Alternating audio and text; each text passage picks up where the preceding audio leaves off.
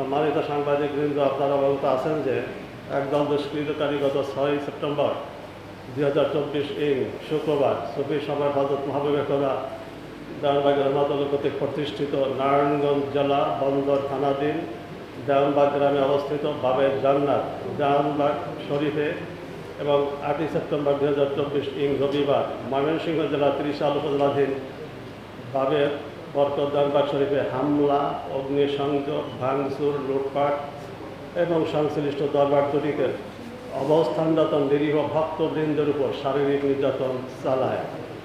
এর ফলে শতাধিক ভক্তবৃন্দ মারাত্মকভাবে আহত হন এবং একজন মৃত্যুবরণ করেন।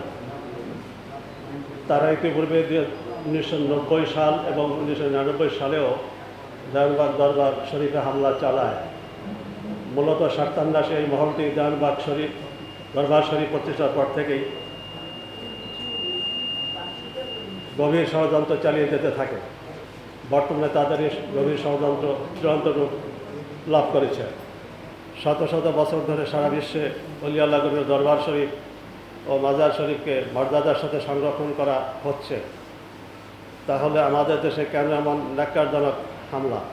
আমরা শান্তিপ্রিয় অলি আল্লাহ প্রেমিক ধর্মপ্রাণ মুসলমান, আমরা এর তীব্র প্রতিবাদ জানাই এবং বর্তমান অন্তর্বর্তীকালীন সরকারের নিকট হামলাকারীদের বিরুদ্ধে কঠোর ব্যবস্থা গ্রহণের জন্য আহ্বান জানাচ্ছি।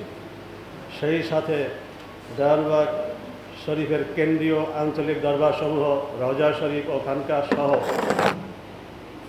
সর্ব জায়গায় নিরাপত্তা ব্যবস্থা নিশ্চিত করার জন্য জোর অনুরোধ জানাচ্ছি।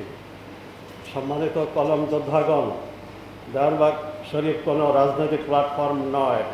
আমরা কোনো রাজনৈতিক কর্মকাণ্ডে সম্পৃক্ত নই, কখনো ছিলাম না, ভবিষ্যতে কোনো রাজনৈতিক উদ্দেশ্য নেই। একমাত্র মানুষের প্রতি দয়া, প্রেম, ভালোবাসা প্রদর্শন এবং নিজেদের চরিত্র গঠনের মাধ্যমে আল্লাহ এবং রাসূল সাল্লাল্লাহু আলাইহি ওয়াসাল্লামের সন্তুষ্টি অর্জনের লক্ষ্যেই এই প্রতিষ্ঠানের সকল কার্যক্রম পরিচালিত হয়। আজকের এই সংকট দেওয়ানবাগ শরীফের একার নয়, এই সংকট বাংলাদেশের শান্তিপ্রিয় সুফিবাদী জনগোষ্ঠী, সকল তরিকতপন্থী মানুষের। তাই ঐক্যবদ্ধভাবে এসব জুলুম অত্যাচারের বিরুদ্ধে রুখে দাঁড়াবার এক্ষুনি সঠিক সময়। তাই সকল তরিকতপন্থী ও সুফিবাদীদের প্রতি উদাত্ত আহ্বান জানাই, আসুন সকল মতানৈক্য ভুলে আমরা একত্রিতভাবে শান্তি নষ্টকারী এই জালিমদের প্রতিহত করি।